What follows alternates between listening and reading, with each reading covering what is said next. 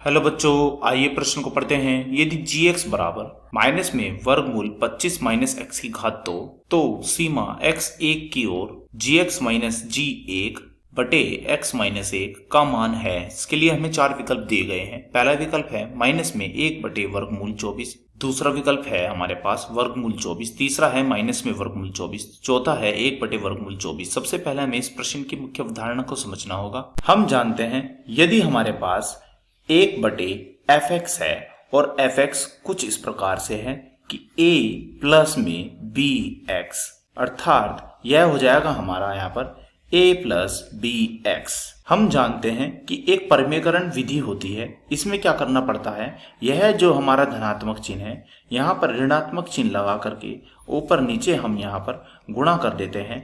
इस विधि को बोला जाता है परिमेयकरण। तो ऐसा ही हम यहाँ इस प्रश्न में करेंगे। हम परिमेयकरण कर देंगे और परिमेयकरण करने पर फिर हम यहाँ पर अपनी जो सीमा दी गई है यह सीमा का मान रख देंगे, जिससे हमारे इस प्रश्न का उत्तर आ जाएगा। तो अब हम अपने प्रश्न को हल करने की ओर चलते हैं। तो हमें अपने प्रश्न में क्या पूछा है, प्रश्न में पूछा गया है सीमा x1 की ओर, फिर है हमारे पास यहाँ पर g(x) माइनस में g1 और बटे में क्या है, बटे में है हमारे पास x माइनस में 1। हमें यहाँ पर g(x) का मान दिया गया है। g(x) क्या दिया है, यह है माइनस में वर्गमूल 25 माइनस x की घात 2। तो यह g(x) यहाँ रख देते हैं। तो यह क्या आएगा, तो यह आएगा सीमा x1 की ओर और हमने यह रख दिया माइनस में वर्गमूल, फिर है 25 माइनस x की घात 2, फिर बीच में माइनस, फिर g1 इसका मान निकाल लेते हैं। तो माइनस माइनस ये हो जाएगा प्लस, फिर वर्गमूल,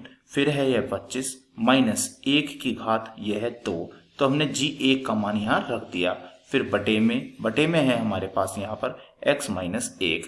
अब हम बढ़ते हैं इससे आगे। तो यह हो जाएगा हमारा सीमा x1 की ओर, फिर है यहाँ माइनस में वर्गमूल, फिर 25 माइनस में x की घात 2, फिर प्लस, फिर रह जाएगा यह हमारा यहाँ पर 25 में से 1 गए यानी कि 24 और बटे में है x माइनस 1। तो जैसे कि मैंने कहा था परिमेयकरण कर देंगे, क्योंकि हम देख रहे हैं यह हमारा यहाँ पर है वर्गमूल और इस वर्गमूल को हटाने के लिए हम यहाँ पर परिमेयकरण कर देंगे। अगर यहाँ बीच में है हमारा धनात्मक चिन्ह तो बीच में माइनस लगा करके परिमेयकरण हो जाएगा। तो यह हो जाएगा हमारा माइनस में 25 माइनस x की घात 2, फिर यह हो जाएगा माइनस वर्गमूल में 24 और ठीक ऐसे ही हमने यहाँ पर नीचे भी लिख देंगे, यानी कि माइनस में वर्गमूल 25 x की घात 2 और फिर यहाँ पर आया हमारा यह माइनस में वर्गमूल 24। तो लिख लेते हैं यहाँ हमने क्या किया, यहाँ हमने किया है परिमेयकरण। हम जानते हैं कि a प्लस बी और a माइनस बी का क्या सूत्र है।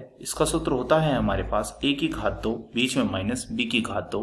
a हमारा ये है, b हमारा ये है, तो यह हमारा सूत्र बन गया है। तो यह हो जाएगा हमारा यहाँ पर यानी कि a की घात 2, तो यह हो जाएगा 25 माइनस में x की घात 2 और फिर बीच में माइनस b की घात 2, वर्गमूल 24 की घात 2 करेंगे तो ये हो जाएगा 24। और फिर हमारा यहाँ पर बटे में क्या है, बटे में है हमारा यहाँ पर x माइनस 1 और दूसरा कोष्ठक है हमारा यहाँ पर माइनस में वर्गमूल, फिर है 25 माइनस में x की घात 2 और माइनस में फिर है वर्गमूल 24।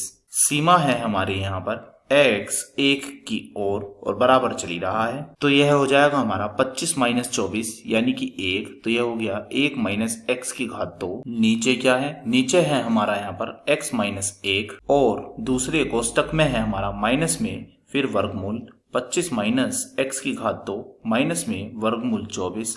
सीमा है हमारी x1 की ओर बराबर चली रहा है। अब हम इसे क्या लिख सकते हैं, इसे लिख देंगे हम a की घात 2 माइनस b की घात 2 के रूप में, यानी कि 1 माइनस x और दूसरा बन जाएगा यहाँ पर 1 प्लस में x और बटे में क्या है, बटे में है हमारा x माइनस में 1 और फिर है माइनस में वर्गमूल, फिर 25 माइनस x की घात 2 माइनस में फिर से वर्गमूल 24। सीमा है हमारी x1 की ओर बराबर हमारा चली रहा है। अब हम ऊपर से माइनस को ऋणात्मक चिन्ह कर लेते हैं, ऊपर से माइनस को भी नीचे ले लेते हैं। तो यह हो जाएगा बाहर माइनस यानी कि x माइनस 1, फिर है यह x प्लस में 1 और बटे में है x माइनस 1 और फिर दूसरा कोष्ठक माइनस में वर्गमूल 25 माइनस x की घात 2 बीच में माइनस वर्गमूल 24। फिर है हमारी सीमा है यहाँ पर x1 की ओर बराबर हमारा चली रहा है और यह कट जाएगा, परंतु ध्यान दें कि x 1 के बराबर नहीं है। अब हम यहाँ पर सीमा का आराम से मान रख सकते हैं, क्योंकि हमारे यहाँ पर 0/0 की स्थिति नहीं बन रही है।